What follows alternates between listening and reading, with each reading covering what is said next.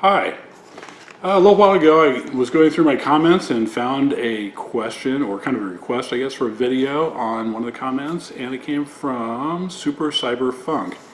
The comment was, looking through your channel, it looks like you haven't done a video on pairing wines with different cheeses. Could you do a video on that? Yes, I will. I am about to do that. In fact, this is the second time because I was in the process of it, in the middle of it before, and I ran out of memory on the card, so I had to start over, and here I am. Anyway, I am drinking a Pinot Grigio right now, so we're going to go through this, and I'll try not to run out of memory this time, but I'm going to give this a quick sample. So I do appreciate anybody that makes requests for videos. It gives me an idea of what you want to hear, first of all, and it also gives me new ideas. So I did kind of take this up on my Q&A number 1 and kind of answer it in brief, but I'm going to expand on that quite a bit and did some research. And I want to say up front, the research I did, I found a lot of contradictions, like, oh, this wine should go with that cheese. And somebody else will say, no, that cheese should go with this wine, or all kinds of combinations. And there is no two places I looked that agreed even close to 100%. They're all in their general categories. But I do want to say there's a lot of room for disagreement or preference, that things I won't mention on here, in the sense that you may have your favorite. If I don't cover it, you can say it, that's fine, let me know what you like. But don't say, well, you should have had that in there, because there's just too many, honestly. I'm only touching on certain cheeses. I'm not going to try and cover all the cheeses. There are, depending on how you count, more than 400, 500, 600 different types of cheese. That deals with moisture content, the fat that's in the final cheese, how it's made, the time it's aged or not aged, the type of milk used, goat's milk, sheep milk, cow's milk, yak milk. I stopped reading at that point. I didn't want to know the rest of the milks they use. So lots of variables and lots of different opinions. A lot of it comes down to your personal taste. I really encourage you to experiment with that. If you got your favorite wine, try a couple different cheeses with it, see which one you like the best. It may not be any of them on my list. It may totally disagree with this list. I have probably found those myself. It's like, oh yeah, well, this should normally go with a white wine, but it's great with this red. The other thing I'm not really going to talk about is cheeses that have things added to them, in the sense of like jellies and fruits and things like that. I personally don't like the cheeses where the fruit is literally stirred into it and kind of marbled with whatever that flavor is. So that's a personal thing. If you like those, great.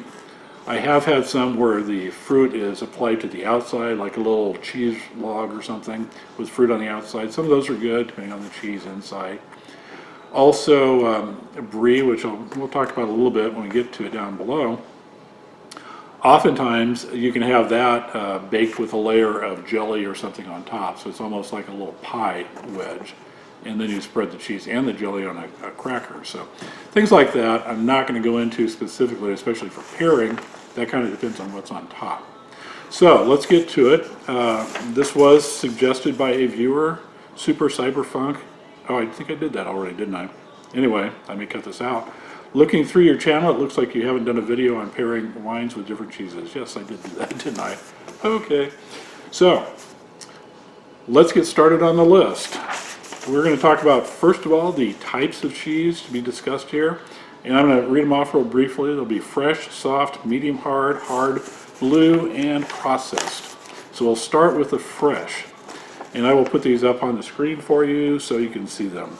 Fresh examples would include cottage cheese, cream cheese, curd cheese, queso fresco, and a goat's milk cheese, chèvre, or chèvre, I've heard it pronounced a lot of different ways. Anyway, such cheeses are often soft and spreadable, and they have mild flavor. Some possible pairings to go with these. I'm going to do white, red, and rosé. Well, rosé, dry rosé, we'll just start with that one. The white ones, you want something in general description as crisp, dry, and young. For example, Albariño, Soave, Pinot Blanc, Verdejo, Arneis, Sauvignon Blanc, or a young Chardonnay. Now, young Chardonnay, what does that mean? Let's talk about that briefly.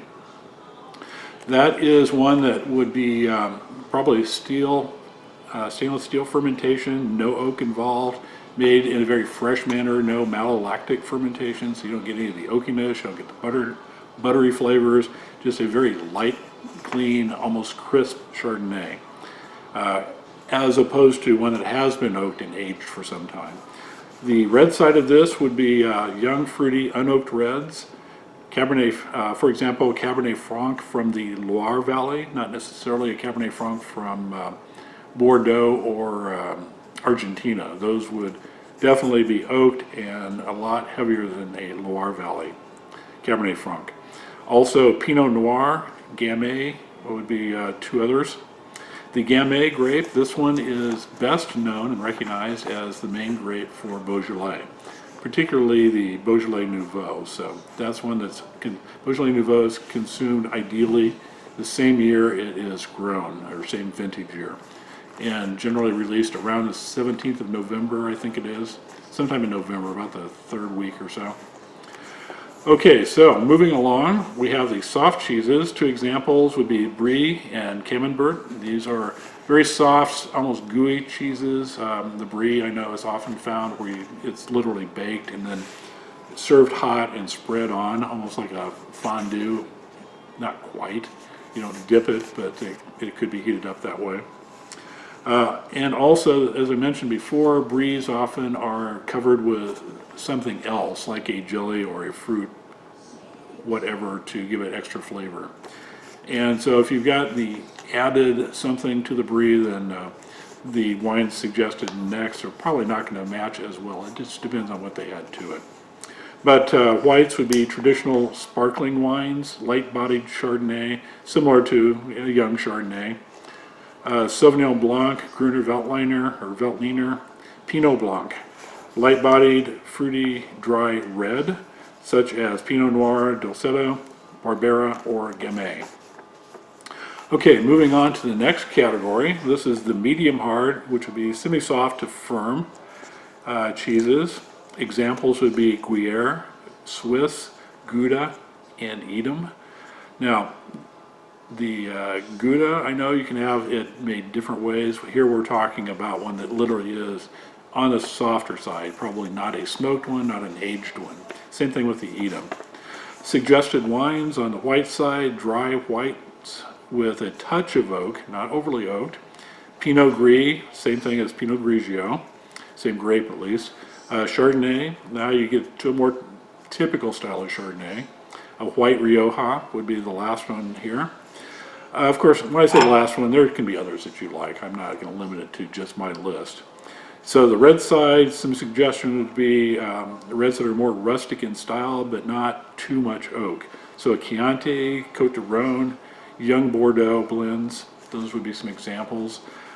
And by Bordeaux blends would not necessarily have to be from Bordeaux. You might have a California wine, for example, that's made with the same grapes as a Bordeaux.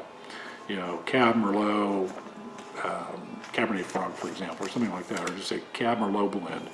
So something a little more rustic is the goal here. These are heavier wines, so they need a little bit heavier cheese. So you've got a semi-soft to a firm cheese. You don't want something that's a very light cheese, like a Brie or something.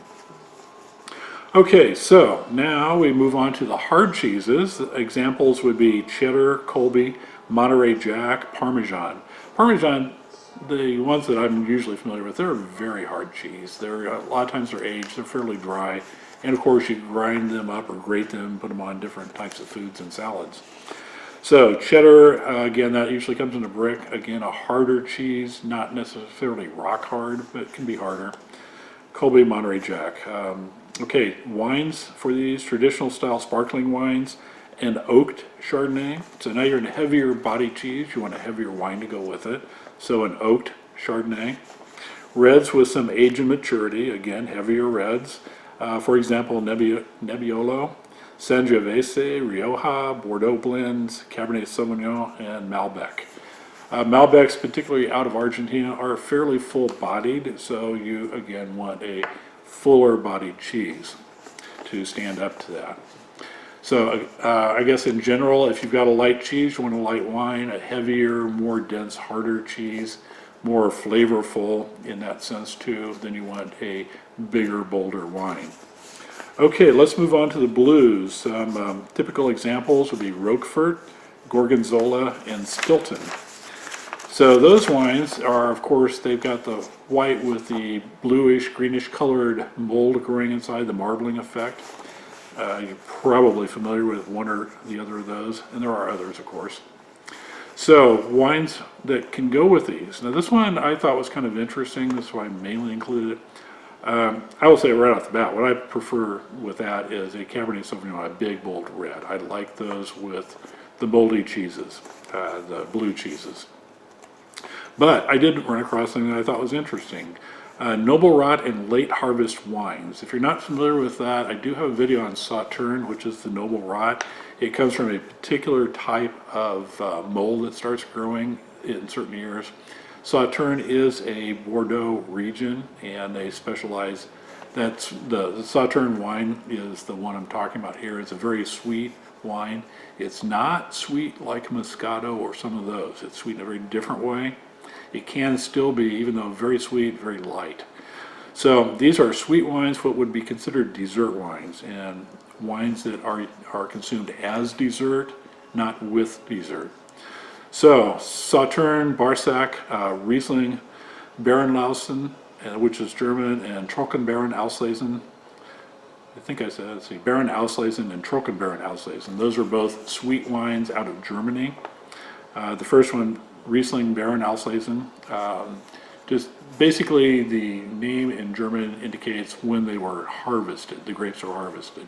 So Trockenbeeren Auslesen is a late harvest, usually after the first frost.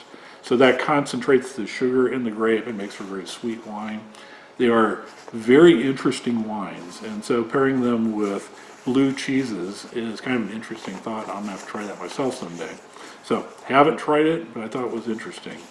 Another thing that they could be paired with is fortified wines, port, sherry, and there's others out there as well. Another one, can't think of the name of it off the top of my head. So those are other things. Again, these port and sherry tend to be sweeter, not always, but typically. So sweet wines with your blue cheeses. I thought that was very interesting. I am going to try that. So if it turns out to be crap, sorry. Okay, now processed cheese. This is a different category, and it has, I think it has some very special wine needs to go with it. What are we talking about processed? Now, I'm not talking about your normal, you take your milk and do this and that to it and wrap it up in a cloth and squeeze it, and that is processing milk to make cheese, yes. But when we're talking processed cheese, we're talking something very different. There may in fact be absolutely no cheese involved with them. They become cheese-like substances. For example, I think this is a brand, but maybe it's not, but more a category, it's called easy cheese. So it comes in a little jar and you just scoop it out and spread it. Another one is squeeze cheese, where it comes in a little plastic tube. It looks like a little sausage, and has a little cap on the end. It actually looks like a little submarine. So instead of having the thing coming up at the periscope, little cap, pull that off, you kind of punch it with a knife. Excuse me, just thinking about that. And then you take a hold of it and you literally squeeze it out of that little plastic tube onto a cracker. It's kind of like squeezing toothpaste out. The difference is it tastes sort of like cheese. And then you've got canned cheese. Now this one's real different. You're probably familiar with whipped cream in a can, something like that. Well, they make cheese that way, so you can take this can and turn it upside down and push the little thing, and it squirts out a cheese-like substance on your cracker. So those are, to me, the ultimate in processed cheeses. I guess the other one too is this one cheese that comes in kind of a big block that has well, let's just say a velvety texture, if you know what I'm talking about. I'm not going to mention any brand names here. Then you've also got your sheets of square cheese individually wrapped in their own little plastic wrapper, so you can peel that wrapper off and slap it on a sandwich. Those are also very processed cheeses, and some of them do actually have cheese in them. Okay, so wine recommendations for that. Well, here we're getting, again, very specific without naming brands, but I would recommend the wines box and jug. First of all, box wine is wine that comes in a box. And jug wine is wine that comes in a big gallon jug that you kind of throw over your shoulder and guzzle it that way. or anything that you would find on an end cap of grocery store wine aisle or grocery store aisle of any type, or little racks of wine in a grocery store underneath a meat counter or other random places. Those would be good wines to go with processed cheese. And the last one would be your neighbor's homemade wine of whatever flavor or origin. So just some thoughts on that, and you kind of know where I'm feeling on some of these. But I highly recommend you do your own experimenting with cheese and wines. If you got a favorite cheese, try it with your wine. Whether it's your favorite wine or not, try it with them all. Now, if you really like this particular Gouda cheese or smoked cheese, or if you make your own cheese for that matter, I do have some friends that like to do that type of stuff. Too much work for me. But try different wines with it. You know, you find your own favorites. One of them I did find was just kind of by accident. Picked it, looked good in the stores with a friend. We were shopping and came back to my place. We were making dinner and appetizers and all that, and of course drinking wine. So we had found a goat cheese that was kind of like a little log, and it had blueberries on the outside. So we just used that and served with Pinot Noir. It was great. So I highly encourage looking for those, and also look for cheeses and wines that are made in the same region. Oftentimes those were made to go together, and they're great together. So I'm going to wrap this up, and let me know what you think with cheeses. If you have any other questions about wine and cheese, this topic, or any other topic, or think there's an idea for a video, send it to me by email at WindDownQA@gmail.com. That's the best way to get the messages to me and suggestions to me. So with that, another sip, and cheers. Oh,